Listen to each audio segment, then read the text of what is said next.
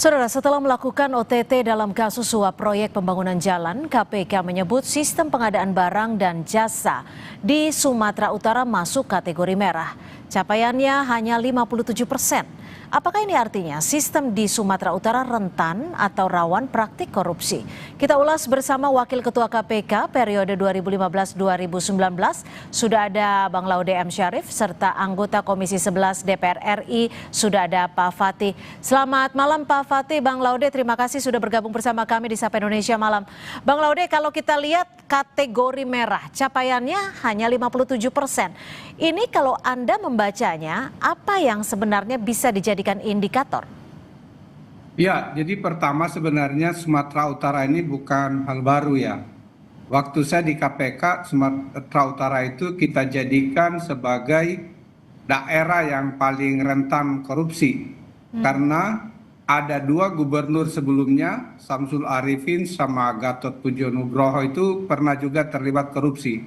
Di samping itu ada beberapa kepala daerah lain. Kalau saya nggak salah mungkin yang di bupati, wali kota, pernah ada 7 semuanya seperti itu. Kalau saya nggak salah itu. Sehingga pada waktu itu kita jadikan sebagai harus yang diawasi. Survei integritas nasional selalu Sumatera Utara itu salah satu yang paling rendah di bawahnya. Termasuk survei yang berhubungan dengan money politik. Sumatera Utara itu juga salah satu yang tinggi, seperti itu.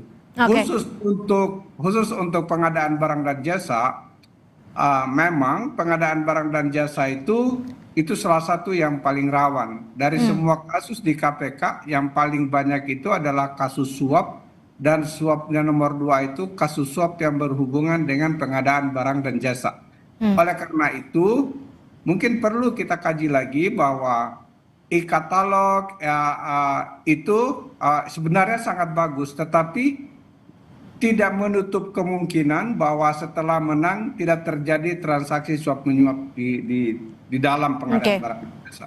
Oke, Pak Fatih, kalau dilihat dari apa yang terjadi saat ini, terungkapnya dugaan kasus korupsi di proyek jalan ini, sejauh ini pengawasan dari Komisi 11 sebenarnya seperti apa?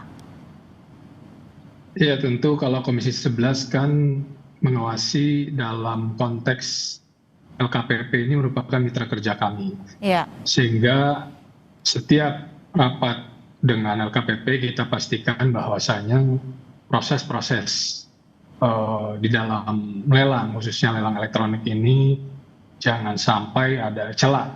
Jangan sampai ada peluang sehingga oknum-oknum yang tidak bertanggung jawab ini bisa memanfaatkan. Dan tadi seperti yang disebutkan kan bahwa menurut pengakuan Pak Gubernur itu sistemnya sudah baik, namun kan ada oknum. Nah, ini yang terus-menerus kami exercise, bagaimana caranya keterlibatan daripada manusia di dalam proses lelang ini. Karena semakin banyak keterlibatan daripada orang atau manusia itu memang membuka peluang dan juga menjadikan sistem tersebut rawan untuk disalahgunakan. Bang Laude, kalau kita lihat dari nama-nama tersangka ini, melihat kasus ini benteng integritas yang lemah, pengawasannya yang lemah, atau memang daerahnya peraturannya belum begitu kuat sehingga celah korupsinya masih terbuka lebar? Ya, menurut saya sih sebenarnya bukan pada sistemnya, bukan pada sistem pengadaan barang dan jasanya. Kebetulan saya bantil KPP sampai sekarang seperti itu.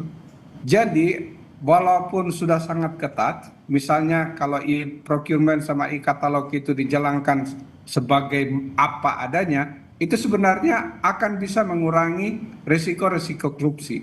Namun demikian, para pelaku ini biasanya mereka sudah misalnya ya, mereka bergiliran. Oke, kamu nggak usah tender dulu, nggak usah ikutan. Jadi sebenarnya bukan di sistemnya, tapi pada di orang-orang dan para pelaku usahanya gitu. Sehingga oleh karena itu kalau ada pelaku usaha bekerja sama dengan pemerintah atau pemilik proyek, itu bisa dikondisikan. Misalnya yang bagus-bagus yang lain tidak ikut tender atau masuknya telat seperti itu. Oh, itu bisa terjadi. Sehingga memang yang paling utama itu di kesadaran orang individu. Oleh karena itu saya pikir pemilik proyek kalau begini kan akhirnya jadi kelihatan ini. Berarti yang punya yang menenderkan dalam hari ini adalah Provinsi Sumatera Utara, berarti ada main dengan pengusaha seperti itu. Jadi kalaupun dia masuk lewat e-katalog atau e-procurement yang sudah sebenarnya, tapi setelah itu mereka mendapatkan imbalan menjadi suap menyuap lagi seperti itu. Jadi memang susah kalau di orangnya. Pak Fatih, kalau memang disebut adalah subyeknya, dalam ini personalnya, tapi kalau dilihat dengan kategori merah, ini kan artinya sudah sangat mengkhawatirkan, sudah bisa dikatakan sebagai alarm yang sangat besar potensi korupsi. Lalu bagaimana pengawasan dan juga hal yang bisa dilakukan Komisi 11 ke depannya nanti? Ya tentu kalau urusan korupsi ini kan di luar tugas dan fungsinya Komisi 11. Namun demikian kan daerah itu selain daripada tadi saya sependapat dengan Pak Laude bahwa sebaik apapun sistem jika memang ada yang berencana, ada yang memikirkan dan bekerja sama ya itu tentu kan akan jebol juga. Namun demikian kita kan tidak boleh pesimis. Sistem ini pada terakhir kali kita rapat dengan LKPP, Komisi 11 juga ini termasuk salah satu bahan yang di-exercise.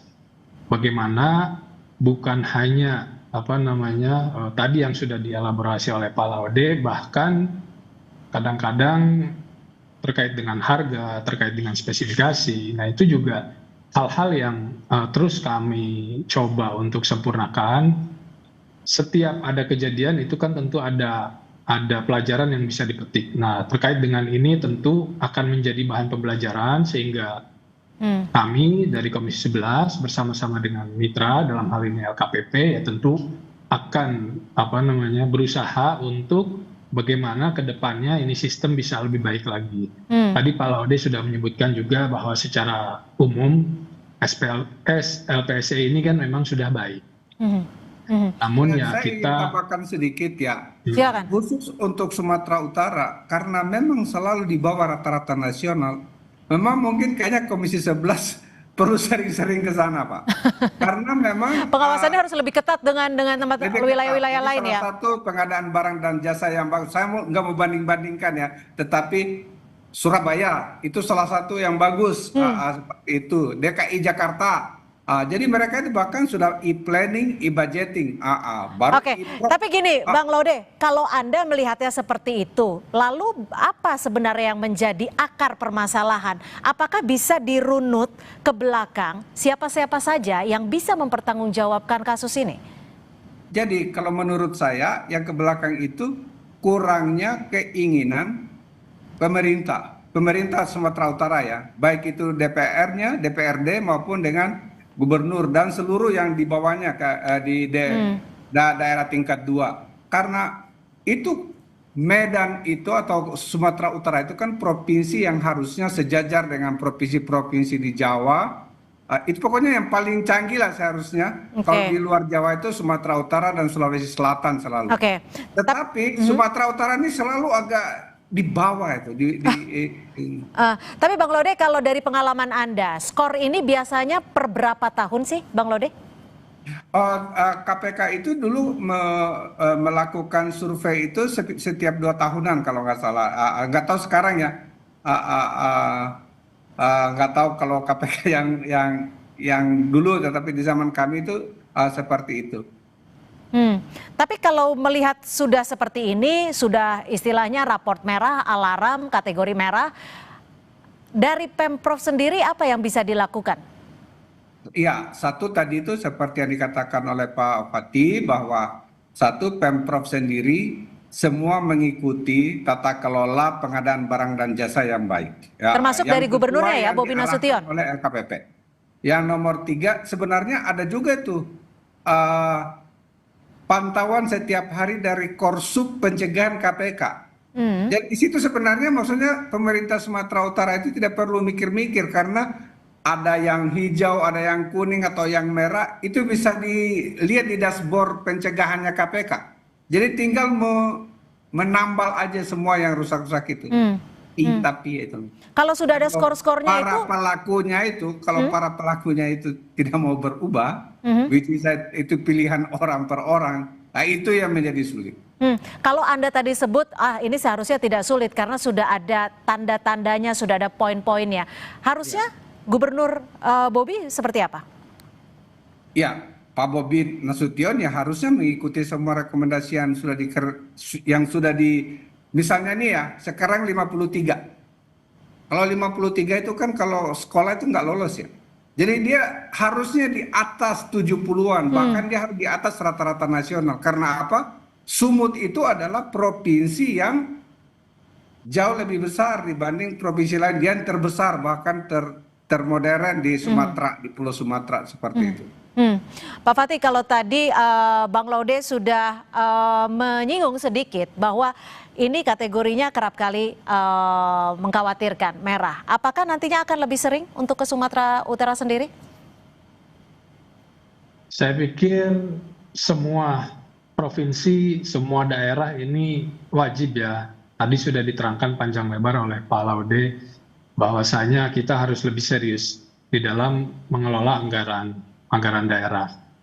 Patut diketahui bahwasanya kan sekarang kondisi keuangan tidak hanya di Indonesia tetapi kondisi ekonomi dunia ini sedang di dalam kondisi yang sangat panas. Jadi kami berharap pemerintah daerah ini bisa secara sadar dan lebih bertanggung jawab untuk mengeksekusi program-program.